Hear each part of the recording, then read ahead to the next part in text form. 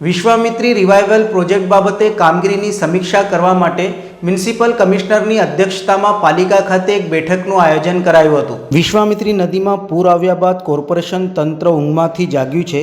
આ વર્ષે પાલિકાની ચૂંટણી પણ છે, જેથી ફરી પૂર કે તેવી સ્થિતિ ઊભી થાય તો સત્તાધારી પક્ષને નુકસાન પહોંચી શકે છે. જેથી વિશ્વામિત્રી નદીને ઊંડું પહોળું કરવા તેમજ તળાવમાં પાણીનો સંગ્રહ થઈ શકે તે માટે પ્રોજેક્ટ હાથ ધરાઈ રહ્યા છે.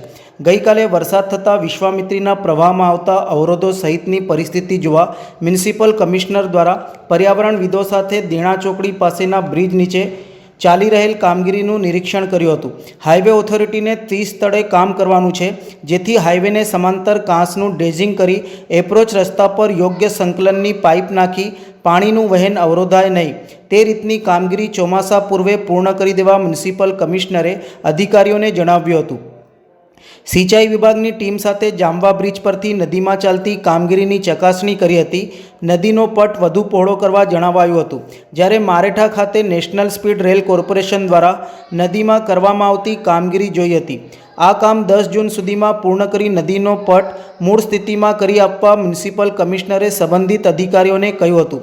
વિશ્વામિત્રી રિવાઇવલ પ્રોજેક્ટ બાબતે કામગીરીની સમીક્ષા કરવા પાલિકા ખાતે મ્યુનિસિપલ કમિશનરની અધ્યક્ષતામાં બેઠક મળી હતી, જે સંદર્ભે તેઓએ વિસ્તૃત માહિતી આપી હતી.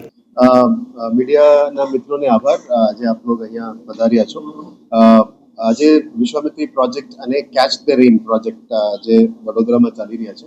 Vishwamitri project catch the rain પ્રોજેક્ટની એક ભાગ છે.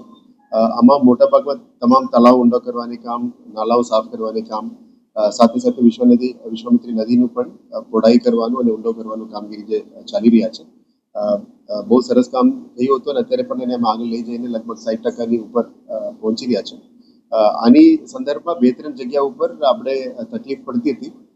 એક બુલેટ ટ્રેન પ્રોજેક્ટના જે બહુ ઇમ્પોર્ટન્ટ પ્રોજેક્ટ છે આપણા રાજ્ય માટે પણ અને નેશનલ ઇમ્પોર્ટન્સનો પ્રોજેક્ટ છે. એટલે ત્યારના પિલર્સના કોર્સ ઓફ રિવરની મિયાન્ડર કોર્સમાં ક્યાં ક્યાં પિલરનું કઈ ઇશ્યુઝ છે અને પાણીનું રોકાવટ છે, એવા જગ્યામાં પાણી કાઢવા માટે શું પગલાઓ લેવું જોઈએ એના માટે અમે અહીંના જે એન્વાયરમેન્ટલ એક્સપર્ટ્સ છે એમના સાથે અને આપણા ટીમ અને બુલેટ ટ્રેનના ટીમ જે નેશનલ હાઈ સ્પીડ રેલવે પ્રોજેક્ટની ટીમ છે એમના સાથે પણ અમે પરામર્શ કરી કેવી રીતે નિકાલ કરી શકાય એના ઉપર પણ વાત કરી છે. લગભગ 13 પિલર્સ છે, એવા 7 પિલર્સ વડોદરા સિટીમાં અને 6 પિલર્સ વડોદરા જિલ્લાની વિસ્તારમાં આવે છે. એના ઉપર કામગીરી બહુ સારી કામગીરી કરીને છે. હાલ કોડ્સને પૂરું કરીને લગભગ જૂન 15 તારીખ પહેલા આનું કામ બુલેટ ટ્રેન વાળાનું પિલરનું કામ પૂરું કરવાની એ લોકો આપણને ખાતરી આપી છે, જેથી કરીને પાણીનું વહેણ ક્લિયર થઈ જાય. બીજી નેશનલ હાઈવે ઓથોરિટી સાથે લગભગ 43 જંકશન્સ છે, જેમાં પાણીનું ડ્રેઇન કરવાનું છે, એમની માર્જિનમાં રસ્તો નિકાલ કરવાનું છે.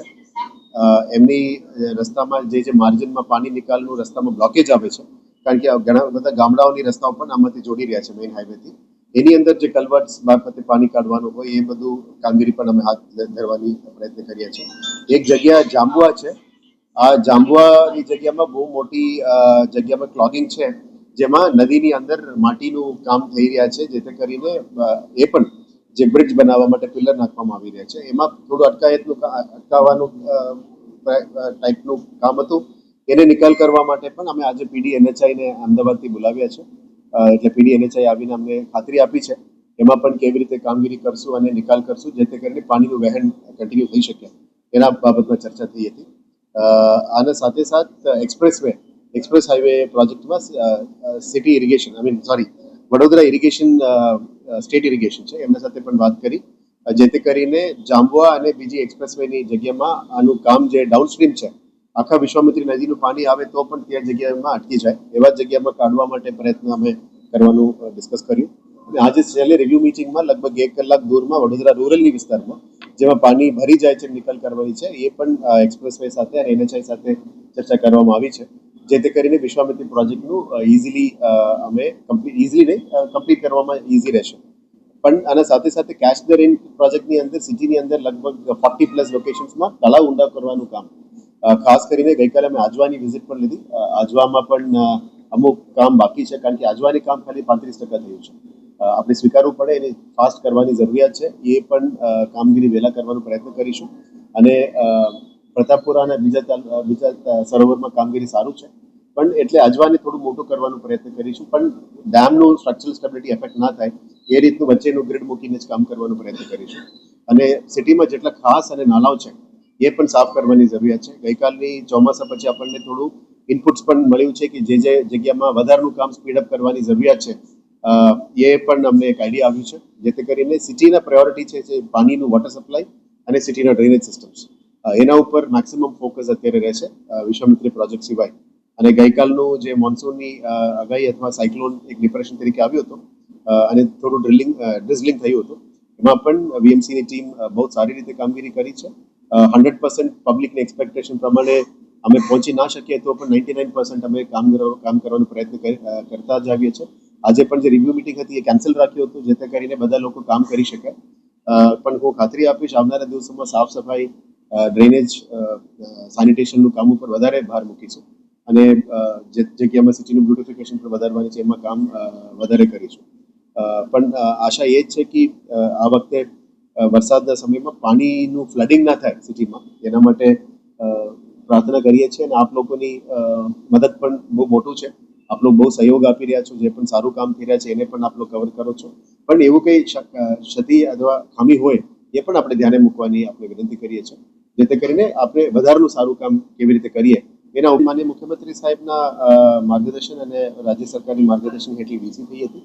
એ બાબતે વધારાનું માહિતી આપને જિલ્લા કલેક્ટરશ્રી પણ સાંજે આપવાના છે. હું વધારે માહિતી નથી આપતો, પણ જે જિલ્લા કલેક્ટરશ્રી અને પોલીસ કમિશનર અને મ્યુનિસિપલ કમિશનરના ટીમ્સ અને સિટીમાં અને ડિસ્ટ્રિક્ટમાં જે પદાધિકારીઓને સાથે લઈને બધું કામગીરી કરવાના છે. આ બેઝિકલી જનજાગૃતિ માટે છે. આફ્ટર ધી 1971 વોર આવા એવું કંઈ સંજોગો આવ્યું નથી જેમાં સિવિલ ડિફેન્સની ટીમ કેવી રીતે કામ કરવાનું, એનએસએસ, એનસીસી, લોકો કેવી રીતે બિહેવ કરવાનું, બ્લેકઆઉટ વખતે લાઇટ કેવી રીતે ના વાપરવી. અને વડોદરા કેટેગરી 1 સિટી છે, એટલે આખા ગુજરાતમાં category 1 city means vital installations maximum છે આપણા પાસે. Power plants, power grid, gas plants, gas storage, health infrastructure, આ બધું છે. એટલે આવતીકાલે લગભગ 4 થી 8ની વચ્ચે મોકડ્રીલની પ્લાનિંગ છે. અલગ અલગ જગ્યામાં પ્લાનિંગ ચાલી રહ્યા છે. વધારાનું માર્ગદર્શન રાજ્ય સરકારનું લેશું, પણ જેટલું લોકોને સાથે લઈને કરવાનું છે આનું તમામ પ્લાનિંગમાં વીએમસીનું ટીમ, સિટી પોલીસ કમિશનરના ટીમ અને ડિસ્ટ્રિક્ટ કલેક્ટરના ટીમ સાથે મળીને કરશું. સિવિલ ડિફેન્સનું વધારાનું મીટિંગ અને માહિતી માટે સાંજે અમે ફરી એક મીટિંગ છે. ત્રણેય ટીમ્સ અને ડિસ્ટ્રિક્ટના ટીમ અને સિટીના ટીમ સાથે મળીને કરવાના છે. તમામ મીડિયાના મિત્રોને પણ બ્રીફ મળશે આના પછી. હું વધારે નથી આપતો કારણ કે તૈયારીઓ પછી આપે તો વધારે સારું રહેશે. અને કાલે ઇવનિંગનું પ્લાનિંગ છે. એ ભારત સરકાર અને રાજ્ય સરકારના માર્ગદર્શન હેઠળ કેટેગરી 1 સિટી વડોદરા છે આખા ગુજરાતમાં. તો મોસ્ટ ઇમ્પોર્ટન્ટ અહીંયા થવાનું છે પ્રેક્ટિસ, એટલે સારી રીતે કરશું જેથી કરીને જનજાગૃતિ આવી શકે. આ રીતે એકચ્યુઅલી અત્યાર સુધી જે મેન્યુઅલ ક્લિયરિંગ થતું હતું, મોસ્ટ ઓફ ધી જગ્યામાં જે ઇનપુટ આવતા હોય ત્યારના સભાસદનું ઇનપુટ આવતા હોય, સ્થાનિક લોકો, સિવિક સોસાયટીનું ઇનપુટ આવતા હોય, એના બાબતમાં જે ક્લિનિંગ કામગીરી ચાલતી હતી. આવનારા દિવસોમાં અમે ગ્રાઉન્ડ પેનિટ્રેટિંગ રેડારનું ટેકનોલોજી લાવીશું, જેથી કરીને આ 10 ફૂટ સુધી આપણને ઉપરથી રડારથી જ કહેશે કે કયા જગ્યામાં ક્લોગિંગ છે, કયા જગ્યામાં પ્રોબ્લેમ છે. એ ટેકનિકલી સાયન્ટિફિકલી રીતે અમે આઈડેન્ટિફાય કરીને કરશું. પણ યસ, જે જગ્યામાં 100% કામ એક વર્ષમાં ના થઈ શકે, જે લગભગ 200 વર્ષ પહેલા સયાજી ગાયકવાડ સાહેબે જે કર્યું છે ડ્રેનેજ સિસ્ટમ્સ, એ બહુ સારી છે. એની એડિશનલ કામ જે કરવાનું રહેશે, આ લેવલનું કામગીરી કરવા માટે અમે પ્રયત્ન કરવું જોઈએ. અને જે રીતનું આપનું ઇનપુટ છે, આવા ઇનપુટ્સ આપને વધારે મળતું હોય તો આપણે વધારનું કામ ખાસ સાફ કરવામાં આપણે મદદરૂપ થશે. એટલે હું નમ્ર અપીલ કરું છું મીડિયાના મિત્રોને પણ, આપને એવું કંઈ ધ્યાનમાં આવતું હોય પ્લીઝ આપણને જણાવજો. અમે ચોક્કસ એનું સાફ કરવાનું પ્રયત્ન પ્રેમીઓ મારફતે જ કરવામાં આવ્યું. એટલે એમની કન્સર્ન્સને પણ એડ્રેસ કરવાની જરૂરિયાત છે. ખાલી વિકાસ કરવાનું વાત સાથે સાથે એન્વાયરમેન્ટલ કન્ઝર્વેશન અને પ્રિઝર્વેશન પણ ઇમ્પોર્ટન્ટ છે, કારણ કે ત્યાં ક્રોકોડાઇલ્સનું કન્ઝર્વેશન છે, એન્વાયરમેન્ટ પ્રિઝર્વ કરવાનું કામગીરી છે. જ્યારે આપણે ડ્રેજિંગ કરશું ત્યારે કોઈનું નુકસાન ના થાય. હવે અત્યારે માની લો ક્વાયર મેટિંગ અને પ્લાન્ટેશન્સ કરવાની પ્લાનિંગ છે. વેટીવર ગ્રાસ જે નેચરલ સ્પીસીસ છે એ કરવાનું એમની સલાહ હતી, જેથી કરીને મંગલ પાંડે બ્રિજની સાઈડમાં જે કામગીરી થયું છે ત્યાં પણ બહુ સુંદર પાર્ક અમે કરવાનું પ્લાનિંગ કરી રહી છે, જેથી કરીને વડોદરાવાસીઓ ત્યાં જઈને નિહાળી શકાય, ક્રોકોડાઇલ બાસ્કિંગ જોઈ શકાય અને આવનારા દિવસોમાં એક નેચરલ રિવરફ્રન્ટ તરીકે પણ એ જગ્યા વિકસિત થાય. એ એક પાર્ટ છે. આવા અમુક જગ્યામાં અલગ અલગ જગ્યામાં કરીશું, જેથી કરીને જે નેચર લવર્સ છે એના માટે પણ સારું અલગ અલગ પ્રકારનું ઝૂ સિવાય અને આપણા સિટીના ગાર્ડન સિવાયનું પણ અમુક જગ્યાઓ મળે એવા રીતનું અત્યારે પ્લાનિંગ કરવાનું અમે નક્કી કર્યું.